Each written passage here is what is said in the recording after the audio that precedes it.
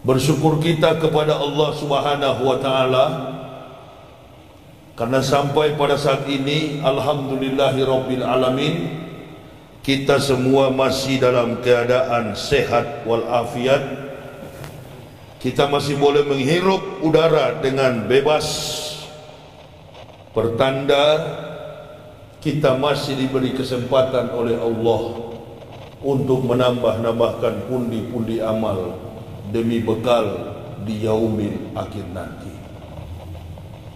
La tasalu qudama abdin yaumal qiyamati min baini yaday Allah ta'ala hatta yus'alu an arba'ati asal. Tidak beranjak kaki seorang hamba dari pelataran kiamat di hadapan Allah Ta'ala kecuali dia ditanya 4 persoalan. Yang akan ditanya an umri fima afna, umurmu dengan apa engkau habiskan. Tidak ditanya ada berapa banyak aset yang kita miliki di dunia. Tidak ditanya juga pangkat dan jabatan selama kita ada di dunia. Yang ditanyakan ialah umurmu dengan apa engkau habiskan. Wa an jasadihi fima ablahu. Bahkan jasad di dalam tanah pun dipertanggungjawabkan di hadapan Allah dengan apa engkau rapuhkan. Wa an ilmihi wa amila bihi. Ilmumu untuk apa engkau gunakan. Kompetensi ilmu apa saja yang kita amalkan di dunia, semua akan dipertanggungjawabkan di hadapan Allah. Dan yang keempat, wa an malihi min aina iktasaba wa fima anfaq. Hartamu dari mana kau dapat, untuk apa engkau belanjakan. Cuma 4 pertanyaan. Bukan berarti bahwa Islam melarang kita untuk mengejar pangkat, jabatan dan harta.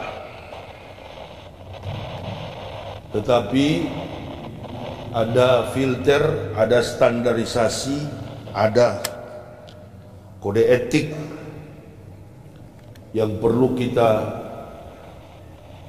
lalui sebagai orang beriman. Di hari-hari terakhir ini apalagi kita lihat, minta tolong di-fullkan lagi nih sound system ini. Minta tolong volumenya di-fullkan lagi. Apalagi di hari-hari ini kita lihat beberapa minggu terakhir ini isu yang beredar itu tidak ada lain,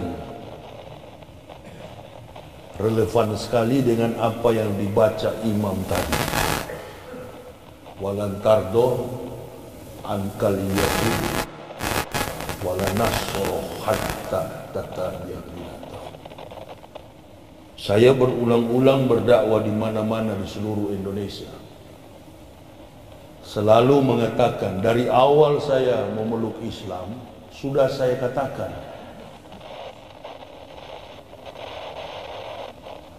pertarungan abadi antara hak dan batil bukan terjadi pada zaman Nabi kita Muhammad SAW.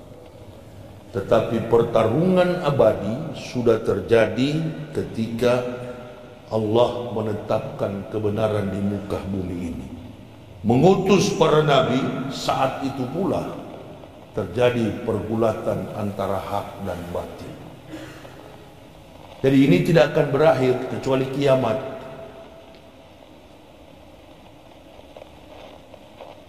Liga-liga Arab, Suriah, Irak, bahkan negara-negara Afrika yang berbasis Islam sudah porak-poranda. Satu lagi sasaran yang paling empuk. Kalau ini sudah hancur, benar kata Nabi SAW, Islam itu tinggal nama. Dikenal oleh dunia, Muslim terbesar di dunia adalah Indonesia. bahkan muslim terbaik di dunia adalah Indonesia. Yang menghancurkannya betul dalam buku Muhammad Abduh, Al-Islamu mahjubun bil muslimin. Islam dirusak oleh orang Islam sendiri. Kafir ini tidak pernah di depan, kafir ini di belakang layar. Karena dari zaman dulu sampai sekarang kafir sudah berpikir. Dan dalam catatan sejarah, orang-orang kafir tidak pernah menang melawan Islam, baik dalam pertarungan fisik, perang, maupun dalam perdebatan pergulatan argumen sains. Kafir nggak pernah menang. Lalu bagaimana caranya supaya Islam ini hancur? Pakai orang Islam untuk menghancurkan Islam. Makanya di Al-Quran ada dua makhluk yang bahaya. Allah perintahkan kepada Nabi kita Muhammad sallallahu alaihi wasallam, ya ayuhan nabiyyu jahidil kufara wal munafikin wahlus alaihim wa mamatu jahannamu wa bi'sal masir. Wahai Muhammad, wahai Nabi, perangilah orang-orang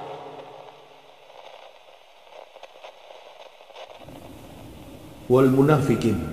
Wal munafikin itu golongan makhluk manusia yang mengaku beragama Islam. Mengaku hanya di mulut, tapi dalam perbuatan dia pengkhianat. Dia suka bahkan secara terang-terangan menjatuhkan, menjustis, bahkan membunuh saudara muslim. Kadangkala saya kalau masuk masjid ada orang yang muka ekstrim sama saya karena menganggap ini kan dari kafir, jadi kita tunjukkan. Percuma kau tunjukkan begitu. Di sana kau kalau mau begitu tunjukkan kepada Wiranto. Itu salah. Kalau sama Ustadz Yahya salah. Sama dengan ente kasih muka sama Umar bin Khattab begitu. Loh, kita ini kan dikepung sekarang. Ceramah Kiai Haji Zainuddin MZ 15 tahun lalu terbukti sekarang. Kata beliau, kita ini bagaikan buih di lautan, banyak tetapi tidak berdaya, dikepung dari segala arah. Kalau kami yang dari kafir masuk Islam dijamin 1000% tidak akan goyah konsep keimanan yang kami miliki. Karena kami ini dari sudut pandang antropologi budaya, apalagi saya orang Manado, sulit sekali untuk mendapat petunjuk memeluk Islam. Berat. Tapi karena sifat orang Manado itu Europe style, gaya mereka itu gaya Eropa, cara hidup mereka itu hura-hura, cara hidup mereka itu jauh dari kebangkitan, kemenangan hidup di akhirat. Makanya kalau ada yang masuk Islam, saudaranya nggak peduli. Contoh Angelina Sonda, itu bapaknya profesor, rektor Universitas Samratulangi, Unsrat Manado. Nggak peduli Angie masuk penjara dan beragama Islam, tapi dibully oleh kafir. Wah, itu karena kau menyangkal Yesus. Iya kan? Karena kau menyangkal Yesus, kau mendapat musibah. Allahu Akbar. Menyangkal atau tidak menyangkal, yang namanya musibah itu selalu menyertai manusia dimanapun berada. Yang pasti hanyalah satu, kematian. Jadi sulit bagi kami untuk menembus gerbang hidayah itu. Berat. Karena dari kecil sudah dididik dengan studi Holland Spragen. Sudah dididik oleh Belanda. Dari Sondag School, katekismus, sampai menjadi pendeta. Benteng yang begitu kuat dalam kekafiran, sulit dirobohkan. Lalu orang tanya, apa alasan saya masuk Islam? Oh, saya nggak pernah masuk Islam. Islam yang masuk ke dalam saya. Ini tuh beda. Kalau masuk Islam biasanya cuma karena mau kawin.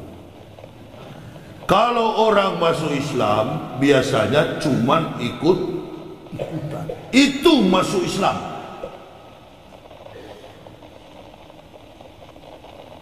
Asal sudah ketemu dengan apa yang ia niatkan, sudah boleh keluar lagi. Tapi kalau orang yang Islam masuk ke dalamnya, itu pilihan. Pilihan dari siapa? Allah.